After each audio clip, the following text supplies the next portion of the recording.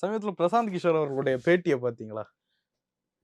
பிரசாந்த் கிஷோர் வந்து டிவிக்கே டக்கடிக்கிறதுக்கு வாய்ப்பு இருக்குன்னு சொல்றாருல்ல, அதான் உண்மை. கட்சின்னா கண்டஸ்ட் பண்ணா, கட்சி ஆரம்பிச்சா கண்டஸ்ட் பண்ணணும். விஜய படுகுழிக்குள்ள தள்ளிட்டாங்க. சொந்த காசுல சூனியம் வச்சுக்கிட்டாரு விஜய்.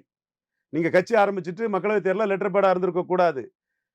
விக்கிரவாண்டியிலையும் ஈரோடு கிழக்குலையும் லெட்டர் பேடா இருந்திருக்க கூடாது.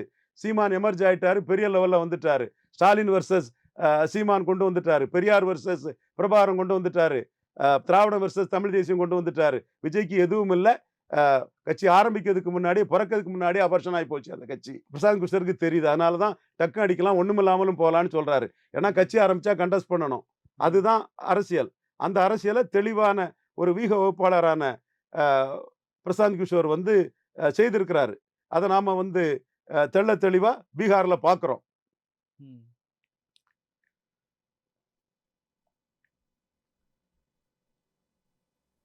இங்க டேட்டா அனலிஸ்ட் கொடுத்த ஒரு இது ஜெயந்தனும் கொடுத்திருந்தாப்புல, பிரசாந்தும் கொடுத்திருந்தாப்புல, எல்லா எங்க டேட்டா அனலிஸ்ட் எல்லாம் கொடுத்தாங்க.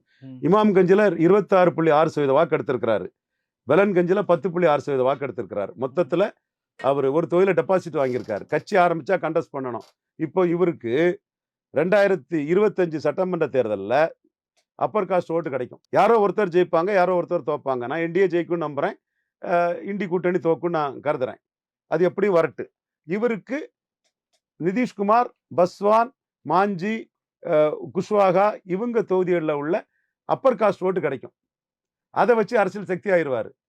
ஆனவர் 29ல் அதை வச்சு தோத்து போனவங்கள்ட்ட ஒரு பேரத்தை பேசி ஆளாயிருவார். அப்போ இவர் ஒரு ஃபோல்ஸு. வச்சா குடுமி சரச்சா மொட்டை கதையெல்லாம் இல்லை. இவர் ஒரு ஃபோல்ஸு. இதுதான் உண்மை நிலைமை. இது தமிழ்நாட்டில் யாருக்கும் தெரியாது. எல்லாரும் காதில் பூச்சித்தனம்னு நினச்சிக்கிட்டு இங்கே விஜய் டப்பா டான்ஸ் ஆகி போகும், காலி ஆயிடுவாருங்கிறத புரிஞ்சுக்கிட்டு ஒன்றும் ஆக மாட்டாருங்கிறத தெள்ள தெளிவாக பூடகமாக சொல்லிட்டாரு. பிரசாந்த் கிஷோர் ஆளாவார். இடைத்தேர்தலில் நின்னனால ஆளாவார். இடைத்தேர்தலில் நிற்காத விஜய் சீமான் கமலஹாசனை தட்டி தூக்குன மாதிரி 2.0 கமலஹாசன் விஜய் 2.0 கமலஹாசன் விஜய சீமான் தட்டி தூக்கிடுவாரு. இதை விஜய்க்கு ஆதரவா சீமானுக்கு எதிராக பேசக்கூடிய எந்த அரசியல் விமர்சகர்னாலும் இதை மறுத்து பேசுங்க. 26ல் என்ன நடக்கும்னு பார்த்துடலாம். சீமான் 8% வருவாருன்னு சொன்னது நான் மட்டும்தான். 2% சீமான் வருவாருன்னு சொன்னதும், 4% வருவாருன்னு சொன்னதும், சீமான் ஒரு ஆளே இல்லைன்னு சொன்னவங்களும் புறாமையிலையும் பொச்சரிப்பிலையும் விஜய் பற்றி பேசலாம். உண்மை நிலைமை விஜய் வந்து பிறக்கிறதுக்கு முன்னாடியே அந்த கட்சி அபார்ஷன் ஆகி போச்சு. கட்சி வந்து இன்னைக்கு தொடங்கி இருக்கணும், மாநாடு நடத்தி இருக்கணும். விக்கிரவாண்டி ஈரோடு கிழக்கெல்லாம் முடிஞ்ச முறை வந்திருக்கணும். அங்க இருந்துகிட்டு ஒண்ணும் இல்லாம நமத்து போன பட்டாசாட்டு, ஊசி போன பட்டாசாட்டு 26ல் என்னத்தை சாதிக்க போறீங்க? ஒன்றும் சாதிக்க முடியாது. பிரசாந்த் கிஷோருக்கே தெரியுது கேண்டிடேட் இல்ல. 2வது ஆண்டு விழாவை அவர் கொண்டாடின தவிர தமிழ்நாட்டில் எங்கேயும் கொண்டாடலன்னு அவருக்கு டீம் ஆட்கள் சொல்லியிருக்க மாட்டான். கமலஹாசன் கட்சியோட 8வது ஆண்டு விழாவை கூட கொண்டாடினாங்களே. அது மாதிரி கமலஹாசனும் தெளிவா சொல்லிட்டாரு. ரசிகர் வேற, வாக்காளர் வேற. அதுவும் தெளிவான கருத்து. கமலஹாசன் கருத்து 100க்கு 100 சரி. இந்த இடத்துக்குள்ள தேமுதிக விழாவெல்லாம் எவ்வளவுக்குள்ள கொண்டாடினாங்க எல்லாமே தெரிஞ்சு போச்சு. கேண்டிடேட் இல்ல, அமைப்பு இல்ல, தேராது, பிக்கப் ஆகாது. பெரிய தப்பு கட்சி ஆரம்பிச்சுட்டு இடைத்தேர்தலில் அப்சரரா இருந்தது. கமலஹாசன் 2.0 இவர் ஆயிட்டாரு விஜய்ங்கிறத தெள்ள தெளிவா பிரசாந்த் கிஷோர் தெரிஞ்சுக்கிட்டு பிக்கப் ஆகாது, பிளாப் ஆயிடுங்கிறதையும் மனசுல இருந்து சொல்லிட்டு போறாரு. இதான் உண்மை. விஜய் எஸ்கேப் ரூட்டை பார்க்கலாம். சொந்த காசுல சூரியன் வச்சுட்டு இருக்கீங்க. எஸ்கேப் ரூட்டை பார்க்கலாம். எஸ்கேப் ரூட்டை சரியா பார்க்கலன்னா சிவாஜி மாதிரி கேவலப்படுறதுக்குள்ள வாய்ப்பும் உண்டு. நான் தொடர்ந்து சொல்லிட்டு இருக்கேன். சகாதேவ மாதிரி சொல்லிட்டு இருக்கிறேன். இப்போ எடப்பாடி விஜயெல்லாம் ஒரு பொருட்டு இல்லைன்னு காட்டிட்டாரு. நாங்கள் பலம் நிரூபிச்சவர், நீங்க பலம் நிரூபிக்காதவங்கிறதையும் கேட்டகரிக்கெல்லாம் காட்டிட்டாரு. அவருக்கு 2ஆம் கட்ட தலைவர்கள்லாம் வந்து 12 சீட்டுக்கு மேல நாங்க தரமாட்டோம்னு சொல்றாப்புல. 12 சீட்டு அங்க போனாலும் ஊழல் எதிர்ப்புல அசிங்கப்படுவீங்க. ஹீரோ இமேஜ் அடிபடும். சப்பார்டினேட்டா போய் சிவாஜி மாதிரி ரொம்ப மோசம் போயிருவீங்க. அதை விட 214 போடுறதுக்கும் வழி இல்லாம இருக்கிறீங்க. அப்ப நீங்க பிறக்கிறதுக்கு முன்னாடியே அபார்ஷன் ஆகி போனீங்க. இதுதான் விக்கிரவாண்டியிலையும் ஈரோடு கிழக்குலையும் கண்டஸ்ட் பண்ணாத விஜய்க்கே நிலைமை. ஆனா 4 இடைத்தேர்தல் இமாம்கஞ்ச், பெலன்கஞ்ச், ராம்கர், டராரி 4 தொகுதியிலையும் கண்டஸ்ட் பண்ண பிரசாந்த் கிஷோர், பூமிகார், பிராமின், ராஜ்புட், கயஸ்தா இவங்க ஆதரவு ஒரு பொலிட்டிக்கல் ஃபோர்ஸ். விஜய்க்கு சோசியல் பேக்கியும் இல்லை.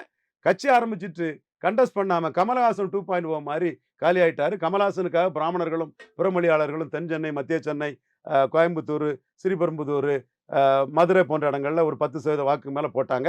இந்த பகுதி தவிர கமலஹாசன் அரக்கோணத்தில் என்ன எடுத்தாரோ, கமலஹாசன் கடலூர்ல என்ன எடுத்தாரோ, கமலஹாசன் ராமநாதபுரத்தில் என்ன எடுத்தாரோ அதே மாதிரிப்பட்ட நிலைமை தான் விஜய்க்கு வரும். அது தெள்ள தெளிவா கமலஹாசனுக்கு டிவி பெட்டியை உடைக்க சொல்லி திமுக வேண்டாம் அண்ணா திமுக வேண்டான்னு ஒரு 5-6 தொகுதியில் 10% வாக்கு எடுக்க செய்த பிரசாந்த் கிஷோருக்கு விஜய்க்கு நிலைமை பரிதாப நிலைமை தெரிஞ்சிட்டு அதனால தான் டக்கடிப்பாருங்கிறதையும் தெளிவாக சொல்லிட்டு போயிருப்பாரு. டக்கடிப்பாருங்கிறது தான் உண்மை.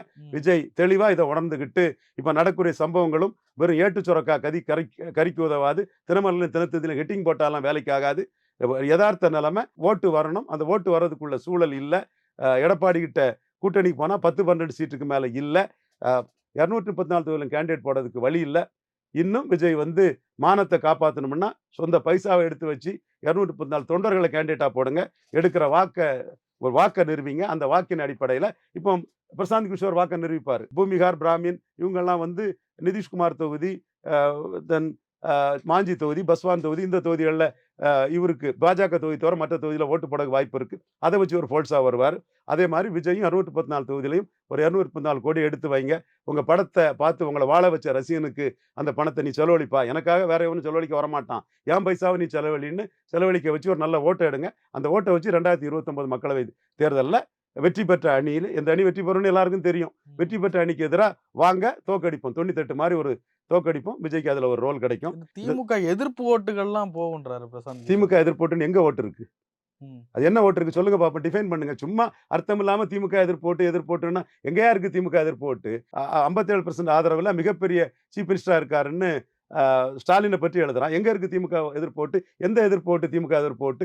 எங்க இருந்து? அதுக்கு ஒரு விளக்கத்தை சொல்லுங்க. கேள்வி கேட்கறவங்க எல்லாம் எல்லாரும் சிந்தி. திமுக எதிர்ப்பு ஓட்டுன்னா எது? அந்த ஓட்டை சிந்தி. திமுக ஸ்டாலின் முன்னிறுத்தி 47% வாக்கு எடுத்திருக்காங்க.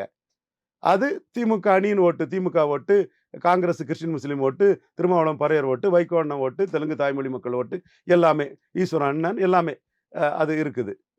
அடுத்து அதிமுக ஓட்டு, தேமுதிக ஓட்டு, அடுத்து என்டிஏ ஓட்டு, மோடி பிரதமர் ஆகணும்னு பாமக ஓட்டு, பாஜக ஓட்டு, அடுத்து சீமான் ஓட்டு, காங்கிரஸும் திமுக அதிமுகவும் காங்கிரஸ் பாஜகவின் ஒட்டுண்ணிகள் தொங்கு சதைகள். ரொம்ப கடுமையான வார்த்தைகள், அதை நான் சொல்ல விரும்பல. என்றாலும் சிலவங்க வந்து சீமானுக்கு தனித்தன்மையை வெளிக்காட்டுறதுக்காக சொல்ல வேண்டியிருக்கு. நான் வன்னி காட்டு புலி திராவிட பண்ணிங்க சொல்றாரு. வருத்தப்பட்டு தான் சொல்றேன். அவர் திமுக அதிமுக அடிக்கிறாருங்கிறத மறைச்சிக்கிட்டு சிலவங்க பேசுறதுக்காக சொல்றேன். வருந்துறேன் அந்த வார்த்தைகளை பேசுறதுக்கு. ஸோ இந்த 4 இஷ்யூவை சொல்லிட்டுலாம் எடுத்துக்கிறாங்க. திமுக எதிர்ப்போட்டுங்கிறது எந்த ஓட்டு? எந்த ஓட்டியா திமுக எதிர்ப்பு ஓட்டு? சும்மா திமுக எதிர்ப்பு ஓட்டுன்னு வெட்டியா பேசிட்டு இருக்கல என்ன அர்த்தம்? ஐடென்டிஃபை, அந்த ஓட்டை ஐடென்டிஃபை பண்ணுங்க. இல்ல திமுகவை ஆதரித்தாலும் சிலர் மாற்றத்தை விரும்புகிறார்கள். சேஞ்ச் இல்லைன்னு நினைக்கிறாங்க. அந்த சேஞ்சா விஜயை பார்ப்பாங்க. அப்போ அவரு எடப்பாடி எதுக்கட்டு கொடநாடை பற்றி பேசிட்டு கொடநாட்டில் நியாயம் நடந்துன்னு சொல்றாரா? தூத்துக்குடியில் சரியா நடந்துன்னு சொல்றாரா? பொள்ளாச்சியில் ஒன்றும் நடக்கலைங்கிறாரா? அதிமுக ஊழல் அமைச்சர்கள் ஏன் கைது இல்லைன்னு சீமான் மாதிரி கேட்க மறுக்கிறாரு. அப்போ சந்தர்ப்பவாத மாற்று இல்லை. பிராண்டிங் ஆளுகள் கொடுத்த பைசாவை எடப்பாடி கிட்ட அடிச்சு மாத்தக்கு நிற்கிறாரா? எடப்பாடி கிட்ட வாங்க நிற்கிறாரா? அப்ப எப்படி பார்த்தாலும் ஒரு வருஷம் இருக்குல்ல, ஒரு வருஷத்துல அவருடைய உழைப்பை போட்டா 118 உறுதின்றார். 118 தொகுதியில இல்ல, 234 தொகுதியிலையும் சராசரி 5% ஓட்டு எடுக்கலாம். என்ன கணிச்சிட்டீங்க? கண்டிப்பா அதுக்கு மேல இல்ல. ஏன்னா இதுக்கு முன்னாடி ஓப்பனா சொல்லாம இருந்தீங்க. 4 to 5 தான் ஏற்கனவே சொல்லிட்டு இருக்கிறேன். எஸ்பி வேலுமணி அவர்கள் ஏதோ அமித்ஷாவை பார்த்ததா சொல்றாங்களே, அது பார்க்கலாம். அவர் வந்து அண்ணாமலையோட செல்வாக்குல 3வது போனவர். நல்ல வேலை டெபாசிட் தான் இழக்கல. அண்ணாமலை வந்து கேப்டன் விஜயகாந்த் இல்லாம, அண்ணன் வைகோ இல்லாம, ஈஸ்வரன் அண்ணன் இல்லாம மிகப்பெரிய வாக்கு எடுத்து 3வது இடத்துக்கு வேலுமணி பெரிய ஆர்கனைசர், 2வது பெரிய ஆர்கனைசர், செந்தில் பாலாஜிக்கு அடுத்து பெரிய ஆர்கனைசர்னு சொல்லப்படக்கூடியவர் வேலுமணி. அவரையே வந்து 3வது தள்ளினவர் அண்ணாமலை. ஸோ அண்ணாமலையோட இந்த சாதனை பெருசு. என்னமோ அண்ணாமலையோட ஆதரவும் பாஜக ஆதரவும் இல்லாம கொங்கு மண்டலத்தில் தாக்கு பிடிக்க முடியாதுன்னு வேலுமணி நினைக்கிறாரு. ஸோ அவர் பார்த்துருப்பாரு, அவரோட அரசியலை பேசியிருப்பாரு. பட் அவர் எடப்பாடிக்கு ஆளாதான் இன்னைக்கு இருக்கிறாரு. அதை நாங்கள் யாரும் ஈஸியா நம்பிடல. நாங்கள் மோடி ஆட்கள் தெளிவா இருக்கோம். ஏமாத்திர முடியாது. ஏற்கனவே ரெட்டலை வாங்கிட்டு ஏமாத்திடுவாருன்னு சொன்னோம், ஏமாத்திட்டாரு. அதே மாதிரி இப்பவும் ரொம்ப கேர்ஃபுல்லா இருக்கும், வெரி அலர்ட்டா இருக்கிறோம். ஏற்கனவே இவர் எப்படிப்பட்டவருங்கிறத மோடி, அமித்ஷா, நட்டா, அண்ணாமலை எல்லாத்துக்குமே தெளிவா தெரியும். ஏன் இவரை பற்றி எல்லா ரிப்போர்ட்டையும் எங்க ஆர்டி டீமும் கொடுத்துருக்காங்க, அண்ணாமலையும் கொடுத்துருக்கிறாரு. ஸோ இப்போ உள்ள வந்தது எங்களுக்கு வெற்றி. பயந்துட்டாரு, ரேட்டல்ட் ஆயிட்டாரு. பட் நாங்க உடனே நம்பல. அவர் என்னென்னலாம் வேலை காட்டுவாருன்னு தெரியும். ஓபிஎஸ் மேல உள்ள கோபத்தை காட்டுறதுக்கு, ஓபிஎஸ் அரசியல் வந்து வீழ்த்ததுக்கு இந்த திட்டத்தை போடுவாரு. டிடிவி தினகரனை வீழ்த்ததுக்கு திட்டத்தை போடுவாரு. அன்புமணி ராமதாஸை எப்படி வீழ்த்திடலான்னு நினைக்க இந்த திட்டத்தை போடுவாரு. அண்ணாமலை வீழ்த்துறதுக்கு இந்த திட்டத்தை போடுவாரு. சிங்கம் காளமாடு கதை தான். 4 காளமாடுகளும் அண்ணாமலை, அன்புமணி ராமதாஸ், டிடிவி, ஓபிஎஸ் 4 பேரும் சேர்ந்து 18% வாக்குகளை எடுத்து வச்சிருக்கிறாங்க. பிளஸ் ஏசி சண்முகம், பாரிவேந்தர் ஐயா, பாரிவேந்தர், ஐயா ஏசி சண்முகம் இவங்களெல்லாம் சேர்த்து எடுத்து வச்சிருக்கிறாங்க.